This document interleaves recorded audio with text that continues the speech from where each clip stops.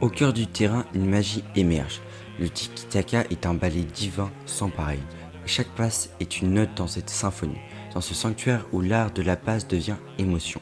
Les pieds dansent avec une grâce en parfaite harmonie, créant un spectacle d'une beauté infinie. Le tiki-taka éloge de la précision de la passion, dans ce jeu où l'art et le football se rencontrent en beauté. Vous allez sûrement me dire que c'est trop poétique pour du football, mais est-ce que le tiki-taka n'est pas une forme de poésie? Est-ce que vous pensez que c'est le meilleur style de jeu? Eh bien, nous allons voir ça aujourd'hui. Avant d'aborder plus en profondeur ce magnifique style de jeu développé par un néerlandais bien connu, je te laisse 30 secondes pour t'abonner, liker et partager la vidéo à un pote à toi. Vous êtes 90% à ne pas être abonné, donc n'hésitez pas, ça ne vous coûte rien et ça permet vraiment à la chaîne de se développer, c'est le meilleur moyen de me soutenir. Ce qui définit le tiki-taka est tout simplement le mouvement continu du ballon autour d'une série de passes rapides avec très peu de touches de balle, et qui est basé sur la possession du ballon. Dites-moi en commentaire, quand je vous dis tiki-taka, vous pensez à quel joueur et quel club? Le tiki-taka est donc popularisé par Johan Cruyff, la plus grande légende du football néerlandais. Il aura entraîné de 1988 à 1996 l'équipe qui a popularisé cette stratégie. Je parle bien sûr du FC Barcelone, sans oublier l'équipe nationale espagnole. Ce style de jeu sera repris par plusieurs entraîneurs et sélectionneurs par la suite. Mais je me suis demandé d'où vient le terme tiki-taka. Et bien ce terme tiendra ses origines du commentateur Andrés Monte qui aurait utilisé cette expression à la télévision lors de la Coupe du Monde 2006.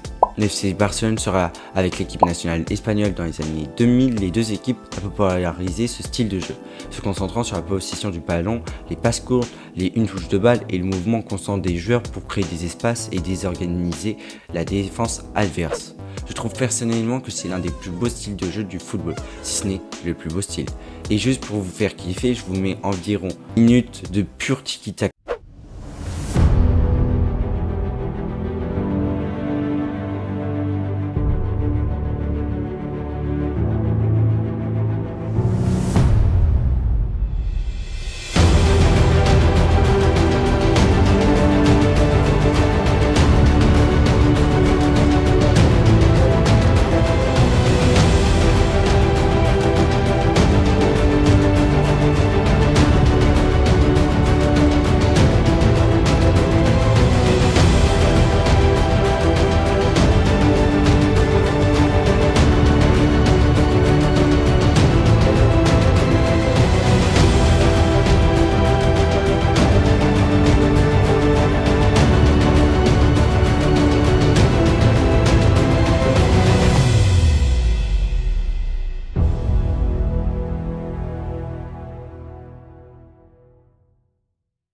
On peut le dire, mais quel poulet! Les joueurs qui me viennent en tête sont des Iniesta, Xavi, qui était le duo de milieu de terrain qui maîtrisait le mieux le tiki-taka.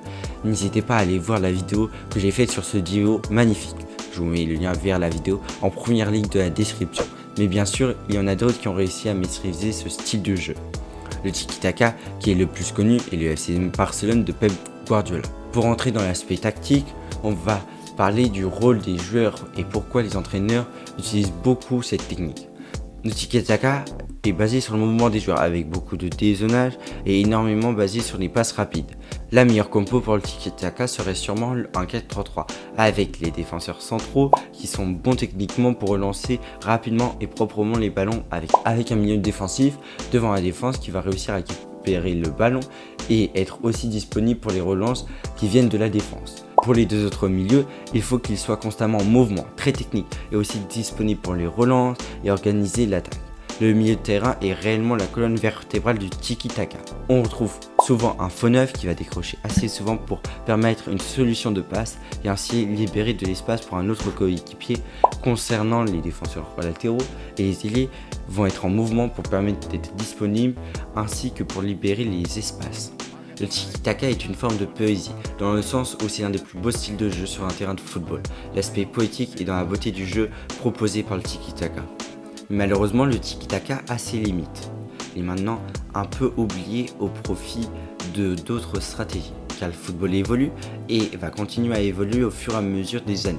Par exemple, on a vu le football total dans les années 70, mais aussi le catenaccio en Italie, notamment dans le début des années 2000, et dites-moi en commentaire si vous voulez que je parle de d'autres stratégies dans de prochaines vidéos. Le tiki-taka a été remplacé par des tactiques telles que la contre-attaque, le kick and rush et le football est devenu encore plus physique.